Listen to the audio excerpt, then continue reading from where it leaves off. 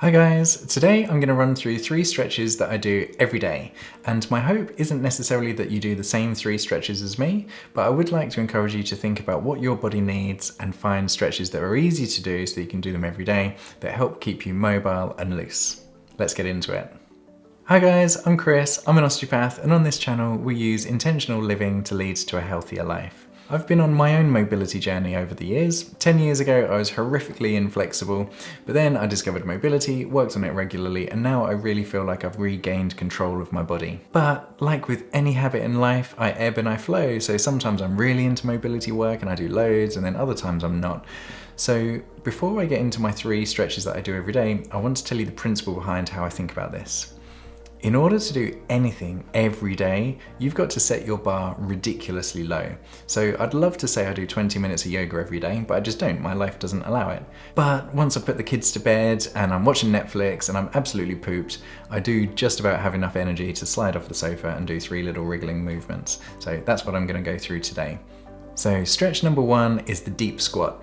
And this is me literally just sliding off the sofa, leaning back against it, with my hips below my knees. This opens up the hips and puts good load through my knees, and this is something I care about, trying to look after my knees for as long as possible. And when in this position, I have a good wriggle, so I'll push my knees in and out, I'll have a wriggle, I'll open up my back, and then after a minute or so, once I feel a bit looser, I'll move away from the sofa so I'm freestanding in this deep squat position.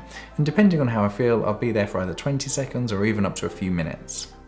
Sitting in this deep squat position with our hips below our knees isn't something we do very often in the developed world, but actually there are so many health benefits. Going back to 10 years ago, I couldn't even sit back against the sofa with my hips below my knees for 30 seconds, so it was something that I really gradually chipped away at. Honestly, it probably took me a couple of years to be able to freestand in a deep squat comfortably, but now that I've got it, I want to keep it, so I do it every day. Once I've finished in the squat, we move on to my second stretch, and I let my legs have a rest in what we call the Shin Box. And this is super simple, sitting on the floor, have one shin parallel to the opposite thigh. One of your hips is in external rotation and the other hip is in internal rotation, so you're getting different benefits in each. And then you can push your chest down towards your knee or towards your shin or towards your foot, and you'll feel that there are different stretches going on in the groin and the deep hips. My favourite part of this stretch is actually reaching towards your front shin with your opposite hand, and then with your free hand reaching up and over to the other side, and this will really open up your lower back and decompress your spine. It's a lovely thing to do at the end of every day, and most importantly, you're sitting on the floor watching Netflix, so it's nice and easy to do. My last stretch is the pigeon pose, so I just wriggle one leg round from the Shin Box to take it behind me, and I end up in the pigeon pose.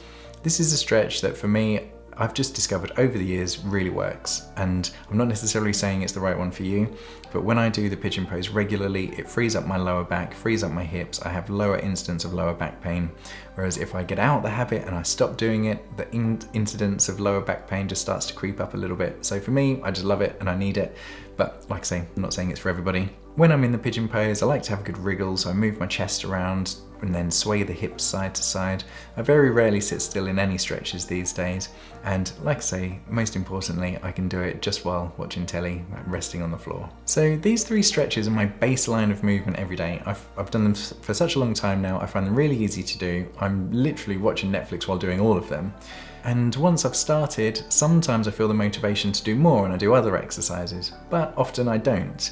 But by having this low baseline of 3 movements that I've discovered work well for me, it greases the groove, it keeps my body moving, it unravels the tightness that the day builds up, and I'm trying to stick with movements that are important to me that I want to maintain for the long term in my life. So my motivation with this video isn't necessarily that you copy these 3 exercises, but I hope you do go off and ask questions like, what does your body need? What can you do super easily without too much effort so that you can get them done every day and improve your body gradually over time?